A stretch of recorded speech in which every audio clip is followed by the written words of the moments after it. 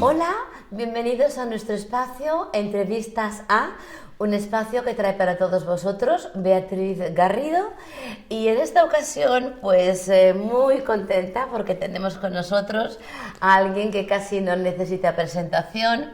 Él es Stuart Park, que es conocido para la mayoría de vosotros con un amplio currículum, pero bueno, es licenciado por Cambridge en Filología Hispánica, luego también en Filadelfia, un auténtico gentleman, y estamos aquí en Villagarcía de Campos, en un retiro de la iglesia de donde él es anciano, responsable. Y estoy muy ilusionada con esta entrevista porque cuando yo le dije, Stuart, te voy a entrevistar, me da un libro que os voy a enseñar un poquito de la maqueta, que todavía no ha salido. Y antes de nada, bueno, bienvenido, gracias Stuart por concederme esta entrevista. Este libro, que aún no ha salido, ¿qué título va a llevar?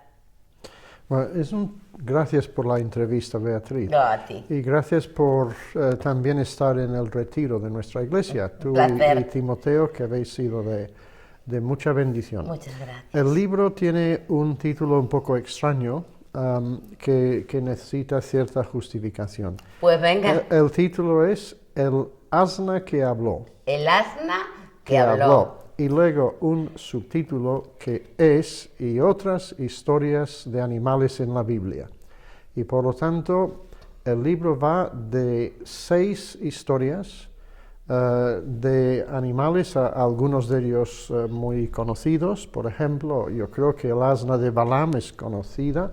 También la historia de Jonás y el gran pez y otros también. Que he reunido para darles quizás una visión más fresca y actual y sobre todo de mostrar cómo nos enseñan cosas para la vida. Bueno, ayer cuando acabábamos del estudio de la mañana íbamos a dar una vueltecita por ahí. Yo sé que, bueno, ya has escrito otras cosas con un cetrero que te he entrevistado, te he escrito no sé qué.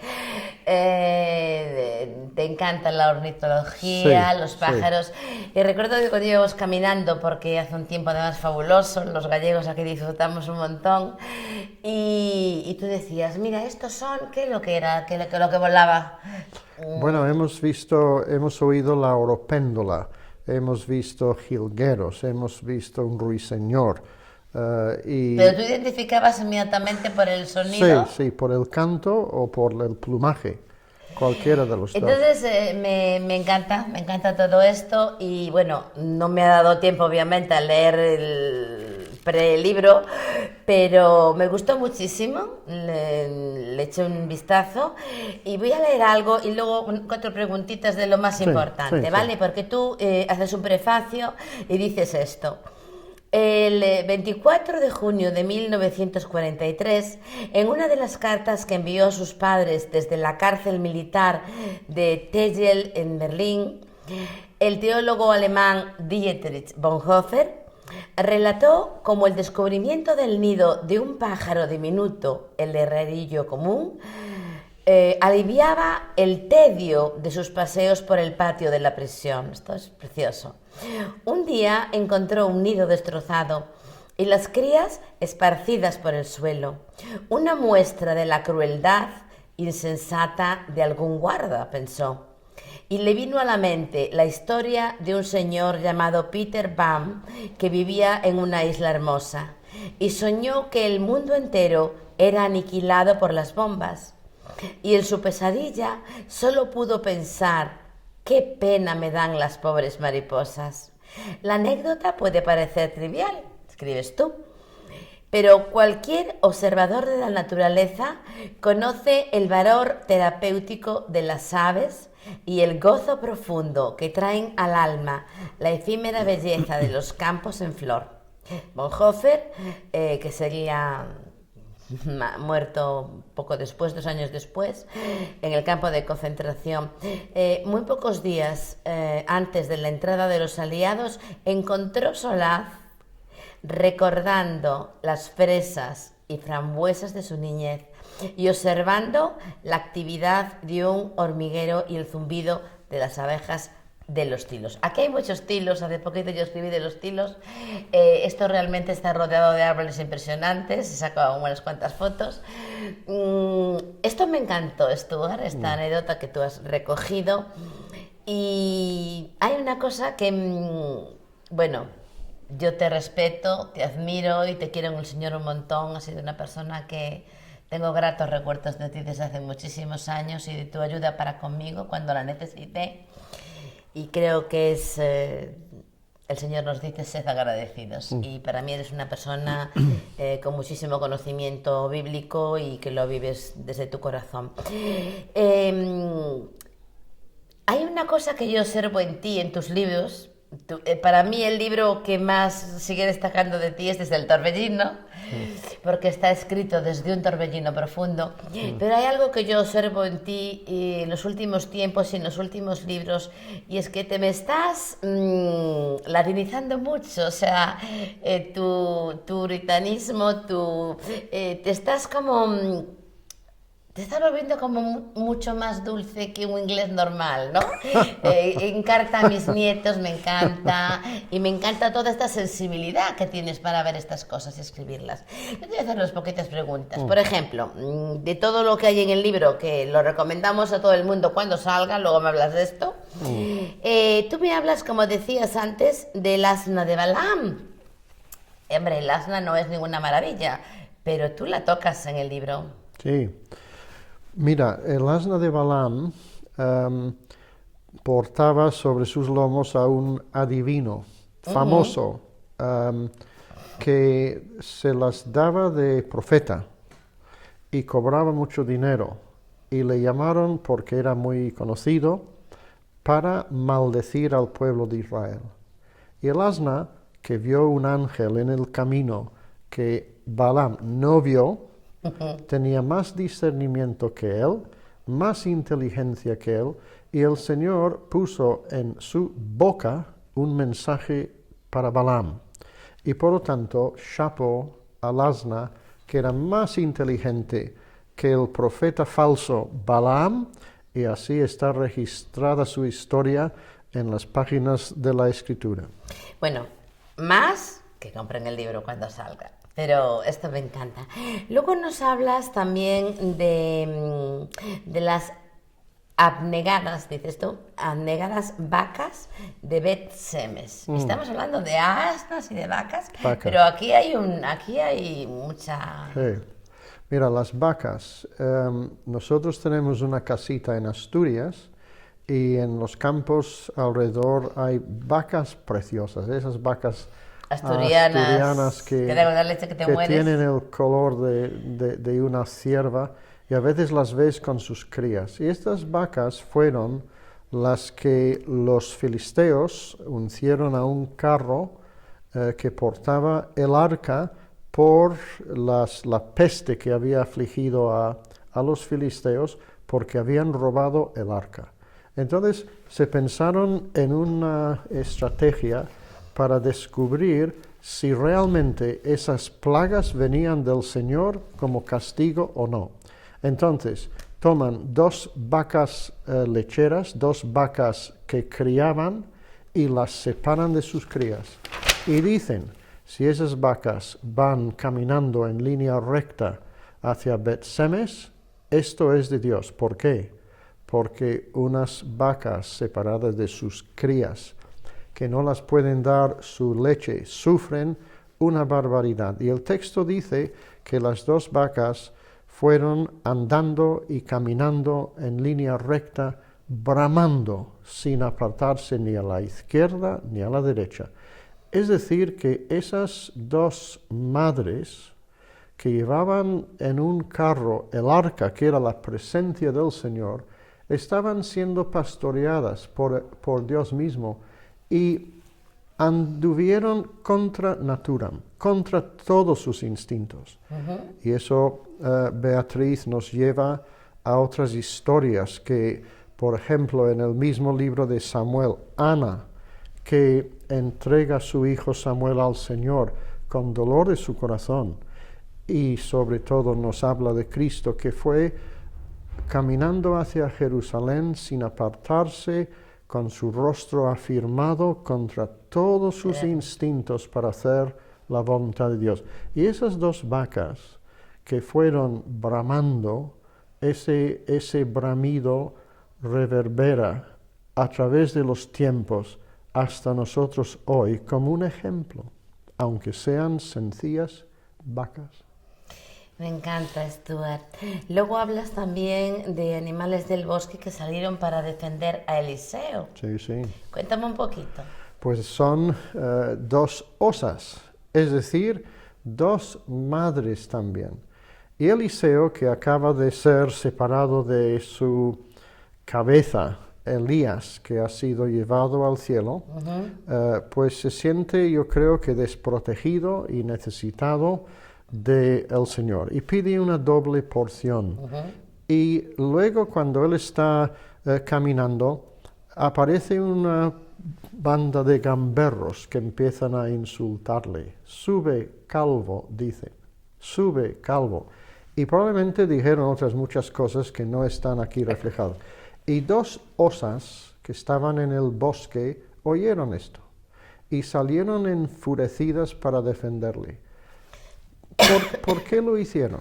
Bueno, es posible que esos gamberros en algún tiempo habían tirado piedras a sus asnos o no, pero esas dos madres percibieron también en Eliseo la presencia de Dios, lo mismo que el asna, lo mismo que las vacas, y entonces fueron a defenderle. Y eso también a mí me habla mucho, no solo del poderío y valentía y virtud de las madres, sino también de su capacidad de discernimiento espiritual. Qué bonito.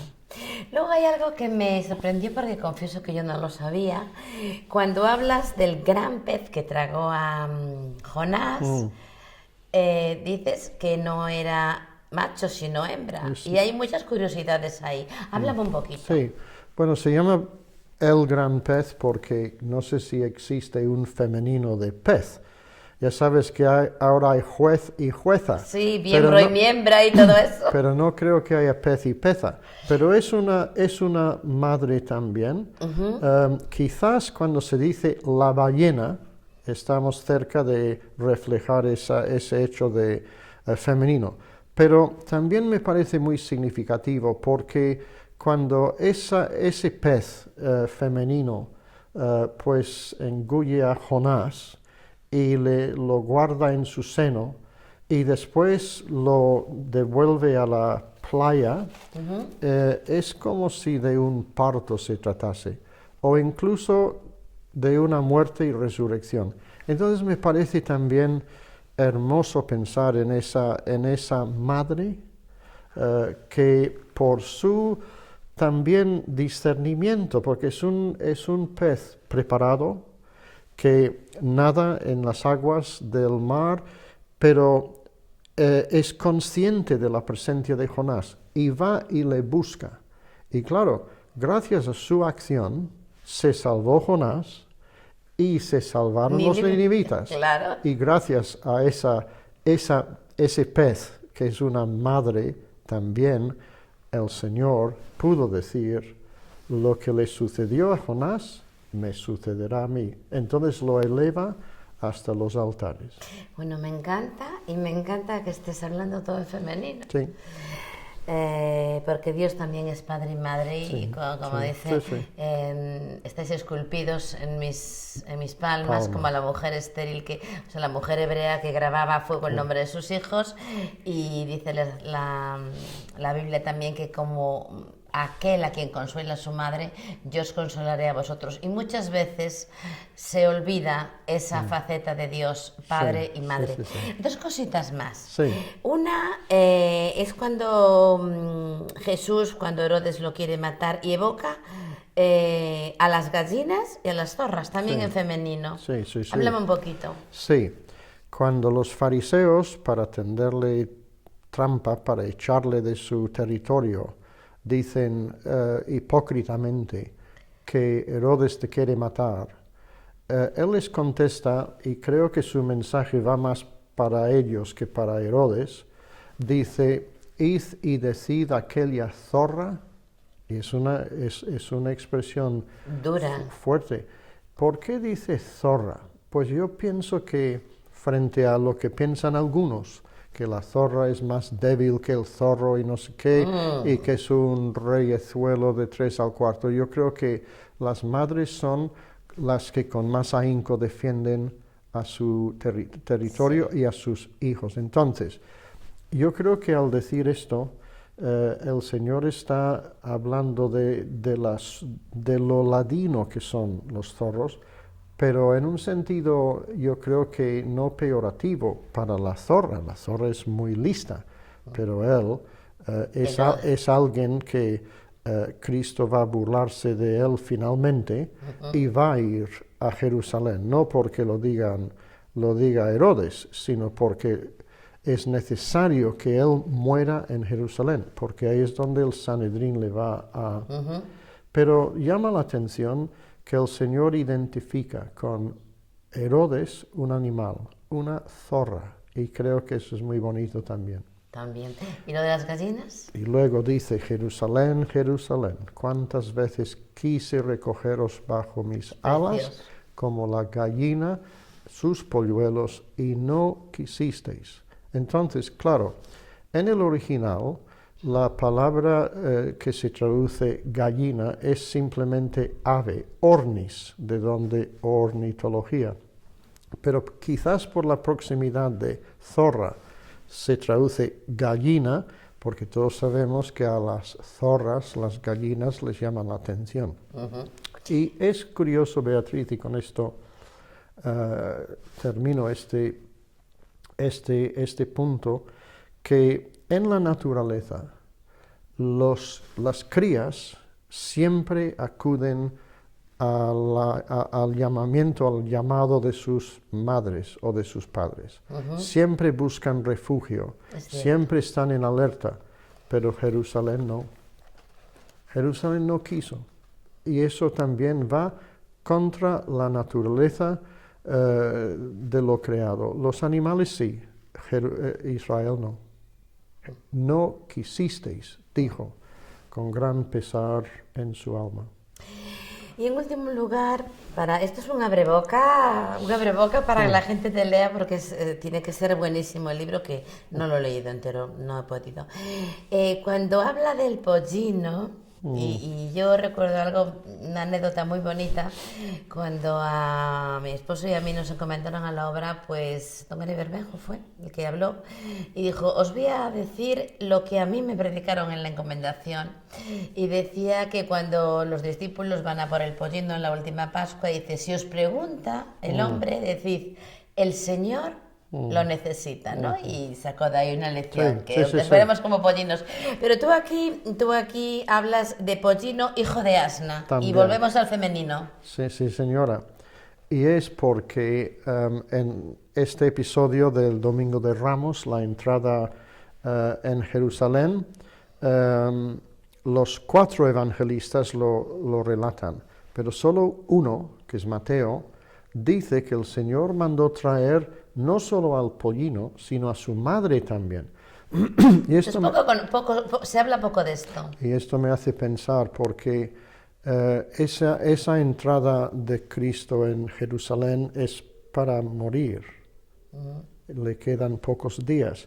Pero él tiene una sensibilidad tal que él, al reclamar al pollino, que no ha sido domado, según otro de los evangelistas, él sabe que ese animal, separado de su madre, va a estar muy nervioso, y su madre también, y dice, traédmelos. Y luego los discípulos echan sus mantos sobre los dos, para que la madre, al ver cómo echan la manta sobre el pollino, luego sobre ella se tranquiliza. Y yo creo que esos 2 animales, madre e hijo, fueron trotando por la carretera tranquilos, porque como tú decías, están llevando al Señor. Lo mismo que esas vacas llevaban el arca, lo mismo que esa asna vio al ángel y como las osas defendieron a Eliseo y el gran pez salvó a Jonás. Estas son historias muy bonitas que nos hablan del amor de Dios por sus criaturas, por su sensibilidad, pero también por cómo ellas reflejan valores que nosotros haríamos bien en imitar. Bueno, estoy deseando, me muero por leer el prelibro, dime una cosa, Stuart, o dirígete a la cámara y dilo, ¿cómo surge este libro? ¿Por qué surge? Háblame un poquito de él, porque los dibujos, igual que en otros libros, te los hace una nuera tuya. Sí. Y pues habla un poquito. Sí. Bueno, yo creo que has mencionado Desde el Torbellino, que fue... Es un libro precioso. Y escrito desde un torbellino. Sí. A mí me hace llorar cada que lo leo. Fue mi primer libro. Y en medio de esa profunda depresión en la que yo caí, la presencia de un pequeño pájaro, el petirrojo, fue de gran bendición para mí. Fue casi lo único que aliviaba la oscuridad en ese tiempo. Y desde entonces he visto el atractivo de los pájaros en mi propia vida. Hay un episodio que no menciono ahí, que son los cuervos que alimentan al profeta. Y luego a partir de ahí, pues también ver lo hermoso que es el mundo creado, el mundo animal, las flores, las vacas, y yo creo que todo eso es parte de lo que Dios nos ha dado. Él habla de los pajarillos, de que ni uno solo cae sin el Padre. Es decir, que Él conoce el latido de su corazón. Y hay salmos que hablan de la creación. Entonces, pues tirando un poco de ese ovillo, pues he ido confeccionando este pequeño libro y efectivamente he elegido a madres, porque yo creo que en el mundo animal, lo mismo que en el mundo de los hombres, la madre tiene un doble honor y hay que honrarlas. Ahí tienes a madres a través de toda la escritura, que también he reflejado en un libro que se llama El cordón de grana. Y por supuesto, hemos trabajado contigo en eso algo. Y sobre todo la Madre del Señor, bendita entre todas las mujeres, que viene de alguna forma a rescatar el hierro inicial de Eva. Y la simiente de la mujer es la que va a aplastar la cabeza de la serpiente. Bueno, me encanta, Stuart, me encanta tu sensibilidad. Me muero, te digo, por leer el libro. Más o menos, ¿cuándo saldrá esto? Y cómo... Pues previsiblemente saldrá a finales de este mes, de mayo, mes de las flores, posiblemente a principios de junio, y serás la primera persona en recibir un ejemplar, en gratitud por esta primicia y esta entrevista. ¿Y el título es, el título del libro? El asna que habló y otras historias de animales en la Biblia. El asna que habló y otras historias de animales en la Biblia, de Stuart Park. Toda una eminencia en las manos del Señor, en las manos del Señor. No sé si quieres decir algo más, porque esto pues llega al mundo, va por internet. Bueno, simplemente que forma parte de una colección de unos ya 20 o 21 libros bajo el sello Ediciones Camino Viejo. Estamos preparando una nueva página web y cuando se lance, los lectores que lo quieran adquirir podrán hacerlo a través de una página web que es www.edicionescaminoviejo.com.